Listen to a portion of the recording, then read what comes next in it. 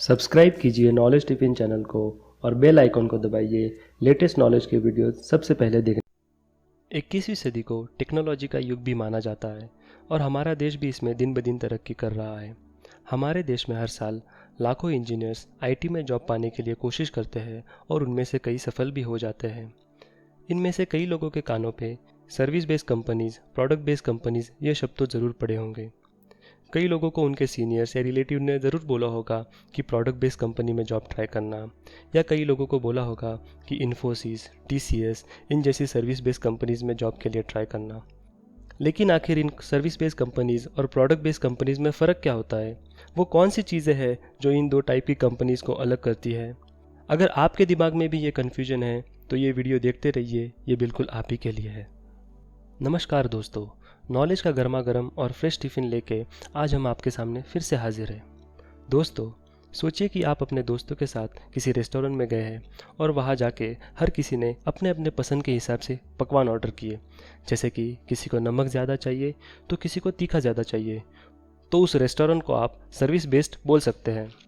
अब सोचिए कि आप किसी आइसक्रीम शॉप में जा रहे हैं, वहाँ पे सिर्फ 5 टाइप्स की पैक्ड आइसक्रीम मिलती है।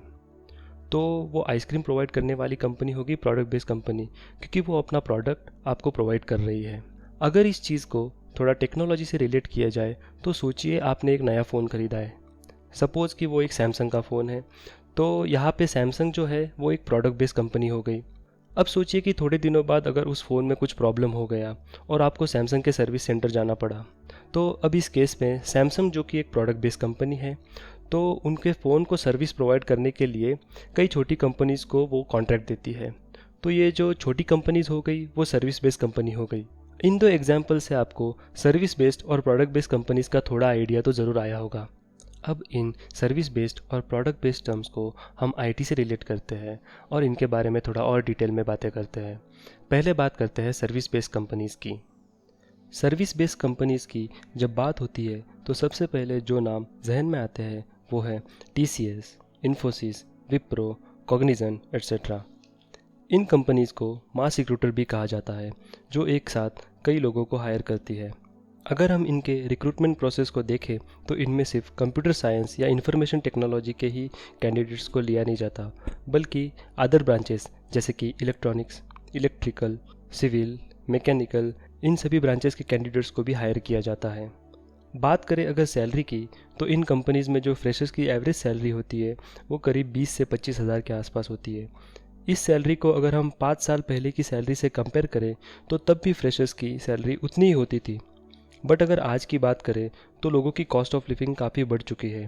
सो आज के समय के हिसाब से ये सैलरी थोड़ी कम लगती है। इन कंपनीज़ के ऑफिस टाइमिंग्स थोड़े से स्ट्रिक्ट होते हैं और आपको 8 से 10 घंटे ऑफिस में गुजारने ज़रूरी होते हैं।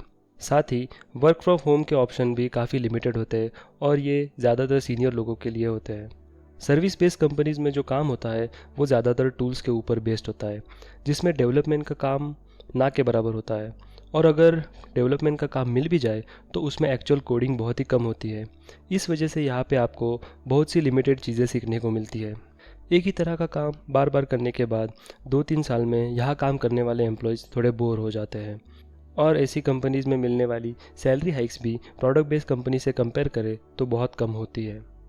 अगर आपको सर्विस बेस्ड कंपनीज़ में जॉब करना है तो इसके लिए आपको अपनी लॉजिकल थिंकिंग, एप्टीट्यूड स्किल्स और कम्युनिकेशन स्किल पे ध्यान देना चाहिए। अब हम बात करते हैं प्रोडक्ट बेस्ड कंपनीज़ की। प्रोडक्ट बेस्ड कंपनीज़ में दुनिया की जानी मानी कंपनी शामिल होती है, जैसे कि Amazon, Google, Microsoft, adobe, Oracle. ये कंपनीज़ लिमिटेड कॉलेज से बहुत ही लिमिटेड लोगों को हायर करती है और इन कंपनीज़ में सिर्फ कंप्यूटर साइंस और आईटी स्ट्रीम के लोगों को ही लिया जाता है। इन कंपनीज़ में कैंडिडेट के टेक्निकल नॉलेज को बहुत ही ध्यान से परखा जाता है। बात करें अगर सैलरी की, तो इन कंपनीज़ में फ्रेशर्स की एवरेज सैलरी जो होती है वो 50,000 से 1 लाख के आसपास होती है और कुछ केसेस में उससे ज़्यादा भी हो सकती है। और इन कंपनीज़ में रेगुलर इंटरवल्स पे कॉस्ट ऑफ लिविंग को देखते हुए फ्रेशर्स की सैलरी को रिवाइज भी किया जाता है, जो कि एक बहुत ही अच्छी बात है। इन कंपनीज़ की ऑफिस टाइमिंग्स बहुत ही फ्लेक्सिबल होती है और ऑफिस में ज़्यादा टाइम स्पेंड करने से ज़्यादा दिया हुआ काम पूरा होने को तवज्जो दी जाती है। साथ ही वर्क फ्रॉम होम का ऑप्शन भी अवेलेबल होता है। प्रोडक्ट बेस्ड कंपनीज़ में एक्चुअल प्रोडक्ट की डेवलपमेंट के ऊपर ध्यान दिया जाता है, जिससे कि आपको बहुत ही ज़्यादा चीज़ें सीखने को मिलती है। प्रोडक्ट बेस्ड कंपनी में काम करना एक चैलेंज की तरह होता है और हर दिन आपको अलग अलग चीज़ों पे काम करने का मौका मिलता है। इस तरह के काम से इस जगह पे काम करना बोरिंग नहीं लगता और आपको पर्सनली और प्रोफेशनली ग्रो होने का मौका ज़्यादा मिलता है। प्रोडक्ट बेस्ड कंपनीज़ में जॉब पाने के लिए आपको कंप्यूटर साइंस और आईटी की बेसिक चीज़ों का नॉलेज होना बहुत ही ज़रूरी है, जैसे कि algorithms, data structure, operating system, software optimization. तो दोस्तों, इस वीडियो में हमने सर्विस बेस्ड और प्रोडक्ट बेस्ड कंपनीज़ के अलग अलग पहलुओं को छूने की कोशिश की है।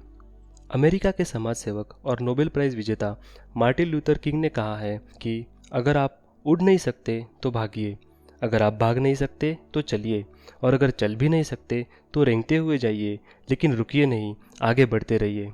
इसी तरह आप पहले प्रोडक्ट बेस्ड कंपनीज में जॉब के लिए ट्राई कीजिए, लेकिन अगर ये ना हो पाए तो सर्विस बेस्ड में मिली हुई अपॉर्चुनिटी को ना छोड़िए और उसे ग्रैब कीजिए। और सर्विस बेस्ड कंपनी में काम करते करते आप प्रोडक्ट बेस्ड कंपनी के लिए ट्राई कर सकते हैं, लेकिन खाली मत बैठिए। एक बात हमेशा याद रखिए कि good is the enemy of great.